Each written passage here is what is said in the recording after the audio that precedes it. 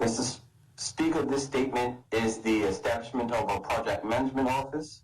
Mr. Speaker, I rise today to provide an update on the establishment of the Economic Recovery Plan Project Management Office. Mr. Speaker, honorable members will recall responsibility for the implementation of the Economic Recovery Plan transferred to the Ministry of Economy and Labor in February of this year.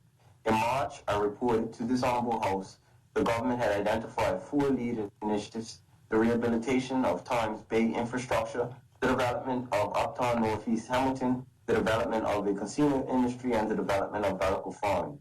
KPMG had been charged with working with stakeholders to deliver a detailed action plan setting out key milestones, timelines, and actions. Mr. Speaker, I am pleased to report that the detailed action plans for each of the 4 priority initiatives were completed in April, and stakeholders have continued the work required to move these initiatives forward. Honorable members are reminded that the aim of the ERP is to produce jobs, increase GDP, and combined with other measures, lead us to a sustainable future. Mr. Speaker, to ensure successful implementation of the 31 initiatives under the ERP umbrella, the government committed to the establishment of a dedicated project management office. The project management office started its function on the 1st of June 2022. The goal of the ERP project management office is first and foremost to ensure successful implementation of all the initiatives under the Economic Recovery Plan, working to monitor, track, report, and lend assistance where required, while placing significant emphasis on the 4 lead policy initiatives. Mr. Speaker, while the government had initially intended to retain consulting resources who would be dedicated to the PMO effort, I am pleased to report the identification of talented and qualified public officers who have been reassigned to the PMO. The PMO has been established under the leadership of Mr. Roger Todd, Program Leader, on a 2-year reassignment from his directorship role. Mr. Todd is an accomplished business leader and professional engineer with extensive experience in developing and managing major capital projects and change initiatives. Most notably, Mr. Todd led the electrification of the public bus fleet, the transition to LED street lighting, and permitting of the recently constructed North Power Station. Additionally, Mr. Richard Hazelwood has been reassigned to the role of PMO Monitoring Officer from his substantive post of Quality Assurance Officer. Mr. Hazelwood has a background in engineering and accounting with extensive project management experience. He has previously participated in the implementation of other significant government policy initiatives, such as public access to information and digitization of the government post service. A PMO office is co-located in an area in the government administrative building next to the Office of Project Management and Procurement, an essential physical placement to ensure effective collaboration given the infrastructure-rich priority initiatives. By securing internal resources to lead out in the ERP PMO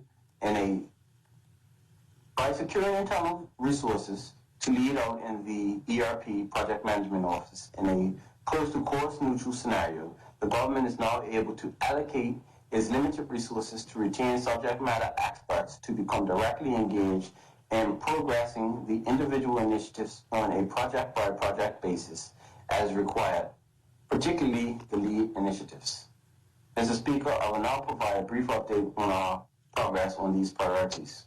On the matter of water and waste treatment facility, the rehabilitation of the Times Bay infrastructure plant features heavily in this initiative, and a full business case for its replacement is a work in progress as the initial first step.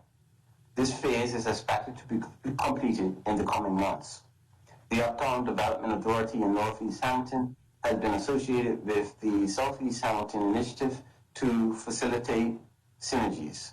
The ministry is currently working via the Bermuda Economic Development Corporation Board to incorporate its views on the implementation plan.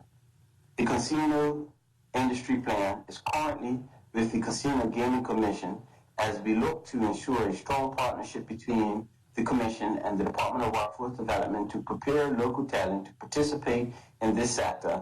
And finally, on the matter of the vertical farming facility, while the details of the financing for this large-scale farm are being finalized, planning towards leveraging this initiative to support the development of small and medium-sized vertical farms has been advanced.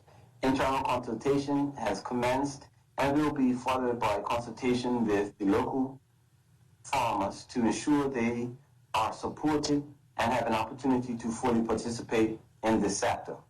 Mr. Speaker, as a result of the government's focused attention, honorable members will already know ERP milestones in other areas have been achieved. Notably, the Economic Investment Certificate is generating millions of dollars of new investment in Bermuda and is being used as an effective tool to encourage high net worth individuals to make substantial economic investments in Bermuda. I will provide a further update to this Honorable House in due course. Further measures to expand the population, especially the process for long-term residents to apply for permanent residency in Bermuda, has been addressed with a view to retaining these important stakeholders. Since January 1st, 2022, the Department of Immigration has received applications under these legislative amendments. The legislative framework for the subsea communication sector is complete, and promotions have been commenced to build awareness of Bermuda as a North Atlantic communications hub. The online single market enterprise marketplace by Bermuda is live, with efforts now underway to increase its effectiveness for the benefit of local entrepreneurs providing access to the global online marketplace. Mr. Speaker, I trust that it is clear that the government is committed to safeguarding and growing the Bermuda economy. To be sure, the ERP PMO will be focused on implementation by monitoring long-term initiatives, supplementing departments' project management, day-to-day robust focus on deliverables, and providing specialist skills. The PMO will use reputable project management tools to manage, track, and report on the economic recovery plan. Additionally, the PMO will provide regular updates via the government website on the ERP initiatives. To this end, the public can expect that the ERP section of the government portal will be updated shortly and will continue to be updated quarterly thereafter. The government will issue a public advisory once the July updates are available. Thank you, Mr. Speaker.